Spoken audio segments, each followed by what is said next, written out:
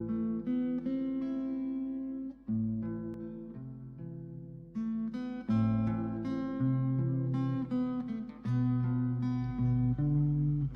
billahi minasyaitonir rajim. Bismillahirrahmanirrahim.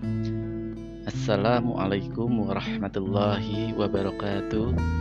Raditu billahi robba wa bil islami dina wa bi Muhammadin nabiyya wa rasula. Rabbi zidni ilma warzuqni fama. Amin ya rabbal alamin. Sering ada pertanyaan para ikhwan fillah daripada saudara-saudara kita Kristen yang mempertanyakan, kenapa Al-Quranul Karim yang menurut Islam mengklaim Islam bahwa Al-Quranul Karim adalah sempurna. Kenapa ketika Al-Quranul Karim adalah sempurna masih perlu penjelasan-penjelasan hadis? Para ikhwan fillah yang budiman, saya memberikan analogi seperti ini. Orang yang belajar kimia, orang yang memahami kimia, tentu rumus-rumus kimia adalah sempurna. Dan bagi orang yang tidak memahami kimia, tentu dia tidak bisa memahami kimia tanpa penjelasan orang-orang yang ahli dalam bidang kimia. Saya kasih analogi seperti air. Air rumusnya dalam kimia adalah H2O, etanol, C2H5OH, atau glukosa, C5H2O5, atau nitrat, atau kalsium sulfat. Ada rumus-rumus yang dipahami orang yang mempelajari kimia. Rumus itu adalah rumus-rumus baku, rumus-rumus yang sempurna. Tapi bagi orang awam tentu harus ada penjelasan. Apa sih rumus-rumus kimia? Senyawa-senyawa itu? Tentu yang menjelaskan adalah orang yang memahami dalam bidang kimia.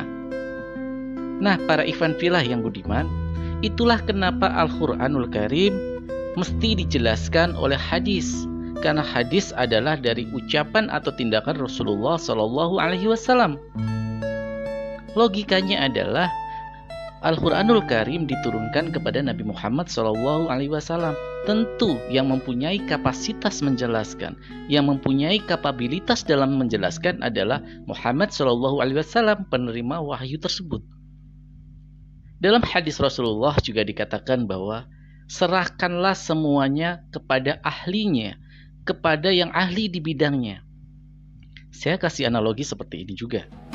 Seorang petani tentu memahami segala cocok tanam, bagaimana pemupukan, bagaimana perawatan, bagaimana musim tanam yang baik, bagaimana pengairannya. Tentu petani yang memahami kesempurnaan dari teori-teori pertanian.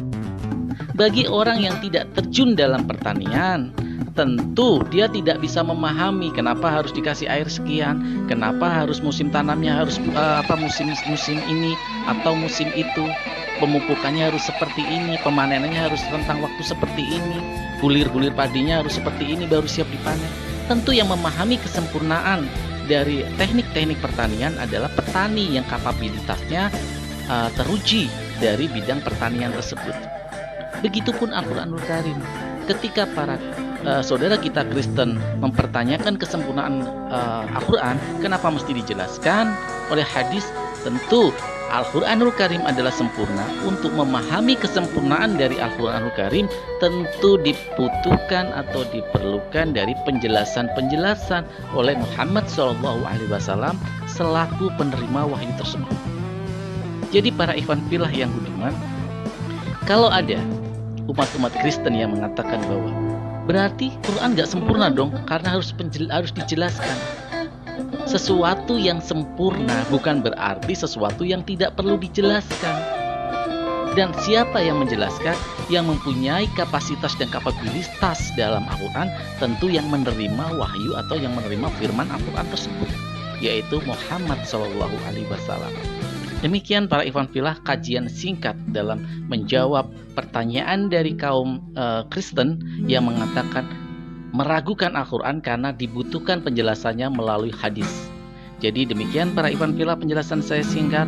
Semoga kajian singkat ini memberikan kita pengetahuan, memberikan kita ibroh, supaya kita lebih mencintai Al-Quranul Karim dan tidak meragukan Al-Quranul Karim sebagai rujukan, sebagai hukum tertinggi dari syariat-syariat agama Islam. Terima kasih para ikhwan fillah yang masih setia di channel Farhan Faruk Channel. Semoga hari ini kita mendapatkan ilmu yang memberikan keberkahan kita kelak di akhirat. Raditu billahi robba wa bil islami dinna wa bi muhammadin nabiyya wa rasula rabbi zidni ilma warzuqni fahma amin ya rabbal alamin wa bil taufiq wal hidayah. Wassalamualaikum warahmatullahi wabarakatuh.